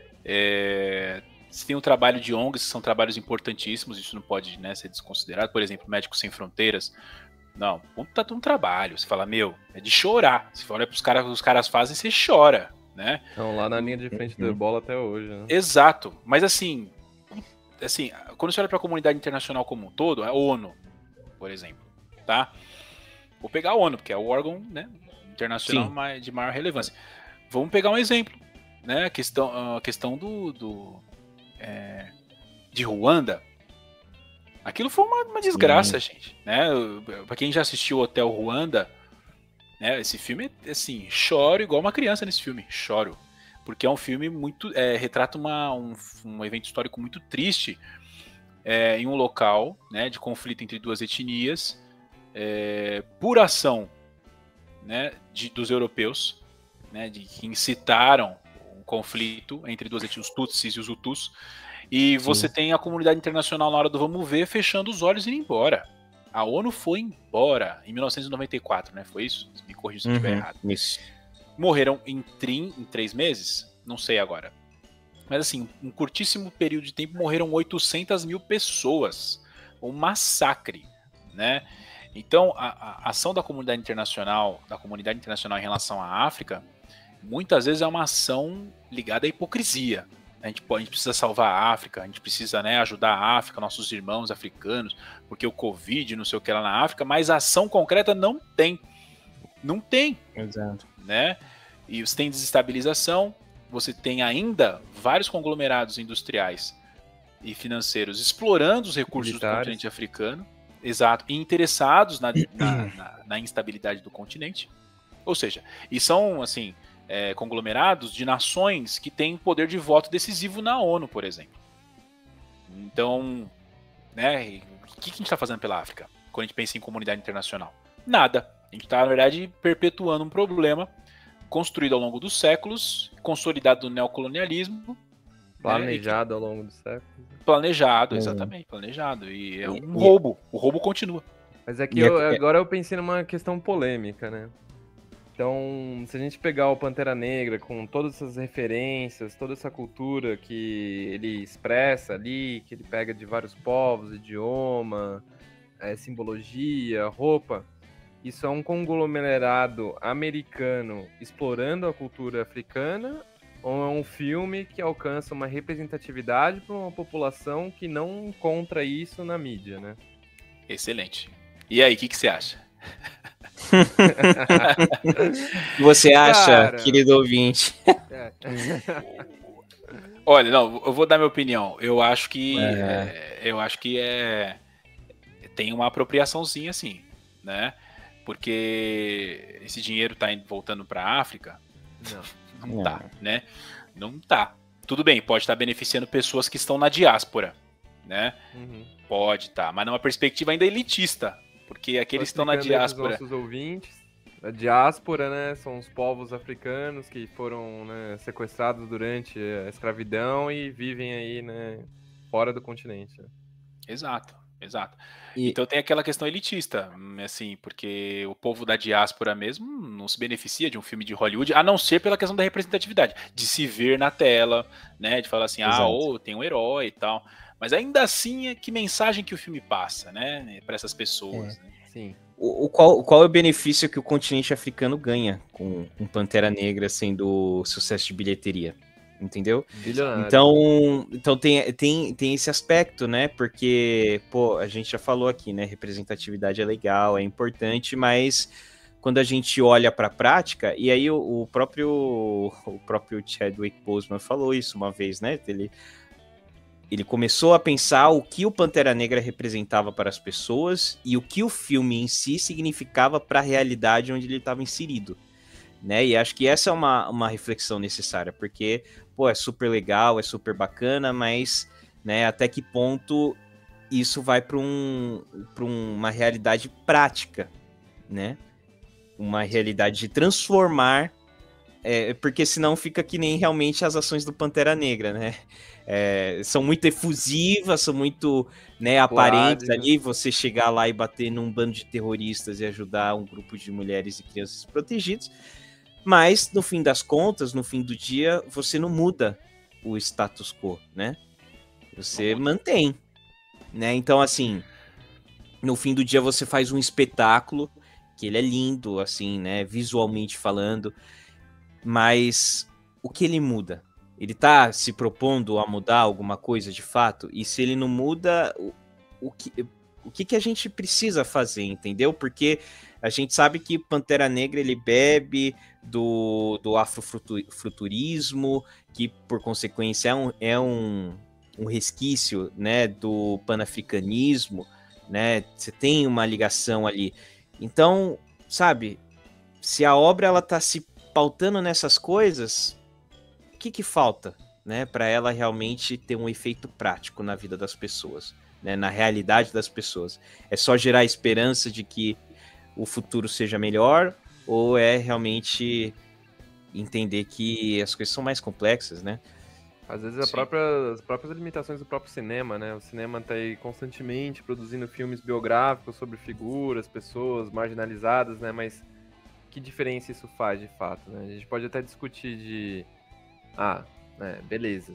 É só um filme, não é pra ser algo profundo, é algo que uma criancinha lá negra, lá nos Estados Unidos, vai ver o Pantera Negra, e é um personagem que ele, né, nos quadrinhos ele é um dos 10 homens mais inteligentes do mundo, ele é um herói, ele não tá dentro do estereótipo de um personagem negro, que seria, sei lá, jogador de basquete, né? Mas você já tem essas figuras reais, né, no mundo. Você tem toda uma história de um continente, né? Apesar de que nas HQs ele era um uma referência no atletismo, tá? O T'Challa. Ah, é? Olha, isso eu não sabia. Os caras não conseguem, né? Não conseguem escapar. Os caras têm que fazer o estereótipo. É impressionante. Quando eu tava fazendo a pesquisa pra me preparar do episódio, eu achei um artigo que um cara comenta, né, que Pantera Negra inicial ainda era um cara feito por pessoas brancas, né, pra um público branco que lia quadrinho. E ele entrava nessa, né, mar de estereótipo meio tosco aí na hora de retratar. E eu acho que foi 2007 ou 2009 que um outro autor, eu não conferi se ele era negro, que ele fez essa versão do Pantera Negra, que é um cara inteligente. Aí ele que cria essa coisa das Dora Milaje. O cara é cientista, ele fica meio com a cara meio de Batman, assim, né? Um personagem mais adulto e tal. É uma criação recente. Eu li também que aconteceu uma coisa parecida com a Iron Heart lá, que todo mundo sabe, né? Aparece no novo filme do Pantera Negra. Ela foi primeiro criada por um branco e ela tinha uma característica. Aí uma autora negra, estudiosa da cultura negra, criou essa versão aí que vai pro cinema, né? Mas eu acho que no final é um paradigma que a gente não tem resposta, né? A gente não vai conseguir medir o que na cabeça de uma criança vê esse personagem, o que uma criança branca que tem uma visão estereotipada, né, colonizadora aí, na hora que vê o continente africano vai refletir, vai se interessar, vai lá ler, né, vai ter curiosidade e vai mudar a visão dela, ou vai inspirar ela, né, do jeito que esses personagens acabam fazendo, né, às vezes tanto quanto pessoas reais, apesar de não ter a mesma profundidade do que se pegar, sei lá, um Shaka Zulu, os revolucionários que o Gonzaga comentou, Martin Luther King, Malcolm X, que, né, não tá na fantasia, isso é o herói concreto, né, a pessoa real que trouxe mudança na sociedade, né? Sim, eu acho que talvez uma última coisa que eu queira falar é que se há uma saída para a África, ela passa pela mão dos africanos, né? Com certeza. Sim, dos grupos étnicos, né, que estão dentro dos estados-nação, porque isso é uma coisa muito forte na África, né? Você tem os estados e tem os grupos étnicos dentro dos estados, né? Estados criados pelos europeus, muitos deles, né? Então, isso é histórico, né? Quando a gente pega o exemplo histórico, porque há uma noção errada de passividade. Há uma noção errada, embasada pelo racismo, de passividade do negro, sobretudo, em relação a tudo. O negro é passivo. O negro foi passivo na escravização, o negro foi passivo em relação à sua história, né, dócil e tal, uma visão errada. E sobre os africanos em si, é uma visão errada também, né? Porque, como eu comentei lá na parte do conceito, você vê o protagonismo, né, dos reinos, né, de como eles se organizavam antes da chegada dos europeus, como negociaram com os europeus, como se colocaram, né, perante os europeus, né, até uma perspectiva dos europeus em encontrar aliados na África, como é o caso dos portugueses com Preste João, e no neocolonialismo também, né, você tem esses exemplos de protagonismo do povo africano na resistência, porque também há uma noção de passividade, né? O que os europeus dividiram a África no Congresso de Berlim e passaram o caminhão. Não foi assim, né? Tem uma série de exemplos de resistência e que mostra essa questão da importância do protagonismo, né? Na Etiópia, por exemplo, os italianos bateram e voltaram em 1896. Tomaram um pau, né? Tomaram um pau, foram lá, né? Vamos lá, a Etiópia é nossa. Os etíopes se organizaram, fizeram guerra com os italianos e mandaram os italianos embora. E aí eles conseguiram garantir a independência deles até 1936. Então, tem outros exemplos, né? Tem a revolta, né, no sudoeste da África contra os alemães, dos Herero, dos Hotentotes. Tem, como o Daniel citou, o Shaka Zulu, né, a resistência dos Zulus no final do século XIX contra os ingleses, né, a resistência dos sudaneses, do Sudão Madista,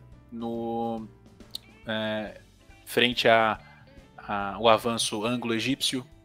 Tem uma série de exemplos de resistência, né? Os africanos não são passivos. Os povos, as etnias africanas, os grupos étnicos não são passivos. E eu acho que se tem uma solução para a África, ela vai passar por essa não passividade, porque as coisas estão acontecendo na África. Estão acontecendo no delta do Níger, estão acontecendo no estado, né, no estado-nação da Nigéria, estão acontecendo lá na África do Sul, estão acontecendo. A gente aqui conhece muito pouco, mas as coisas estão acontecendo. Acontece que nós temos barreiras estruturais que dificultam muito o avanço. E a forma que a gente recebe, né? As notícias também a notícia que a gente vai receber é golpe de Estado em Burkina Faso. Exato. As questões e também os pontos de instabilidade que foram criados historicamente por questões econômicas, né, na construção histórica do capitalismo, né, do neocolonialismo e tal. Mas eu queria pontuar isso para finalizar assim, minha fala, assim, se tem uma saída para a África, ela passa pela mão das pessoas que moram no continente, né? Seguindo aí na linha do Gonzaga para responder a dúvida aí, eu também acredito nisso, né? Eu gosto aí dos órgãos multilaterais internacionais, eu acho que a União Africana ali é um caminho, né? Se você consegue consolidar a África como um grupo econômico, político, né? Com aqueles 1,2 bilhão, 200 milhões de pessoas, com uma certa coerência militar, política, econômica, eu acho que ali você consegue ter uma unidade que consegue lidar com esse assédio, né? Essa pressão das potências europeias, né? A União Africana, que se eu não me engano, no ano passado, conseguiu que todos os países da África, menos a Eritreia e eu acho que o Marrocos,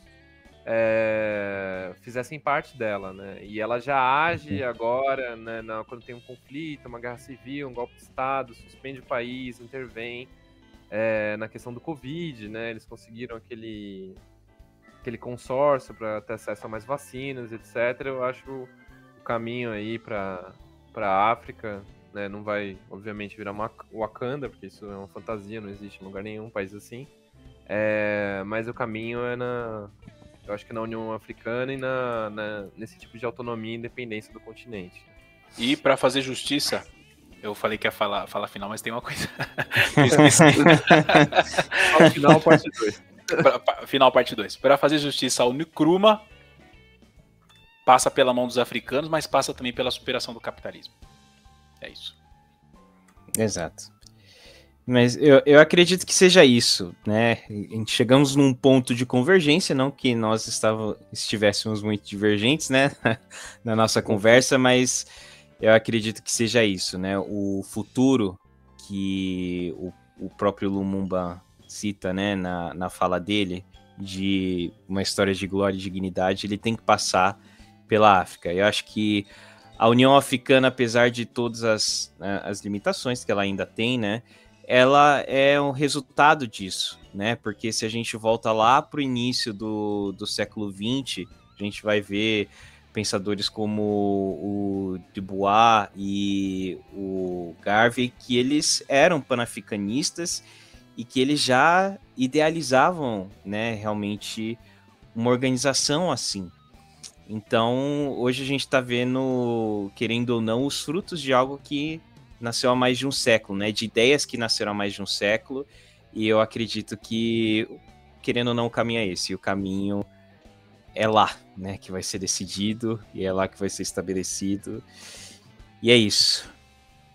E, né, como amante de cinema, respondendo a questão aí que eu coloquei no comecinho, por mais que seja, né, obra aí do mercado de Hollywood, de procurar novos públicos com cinema, Pantera Negra, seja lá o que for, para acumular mais dinheiro, né? Eu acho que representatividade não faz mal, né? Então, que venha, né, mais filmes aí, que tenha mais diversidade, mais cultura, mais povos, né, mais idiomas, né? Fora daquilo que a gente já está acostumado a ver tantas vezes, né, da cultura europeia, da cultura americana, né? Eu acho que mal não faz. Exato. Próximo episódio, então, nós vamos falar sobre Shang-Chi e a China. Nossa, eu vou ter que estudar muito, porque China é uma coisa que eu não domino. Preciso dominar mais. Muito interessante. Olha, o tema bom, hein? Quem sabe? Bom tema, bom tema. Mas é isso, pessoal. Muito obrigado a vocês que nos acompanharam até aqui. Grande abraço. Nos vemos no próximo episódio. E é isso aí. Até mais. Falou. Valeu. Nesse episódio, a arte é de Lucas Ricardo. A trilha sonora foi composta por The Vendetta e Two Men Blues, de Stefan Kartenberg, Admiral Funk, de Sparky, e Boring Walking Blues, de Admiral Bob. A pauta, produção e edição foi organizada pela equipe do Situice. Obrigado por ouvir este episódio e até a próxima.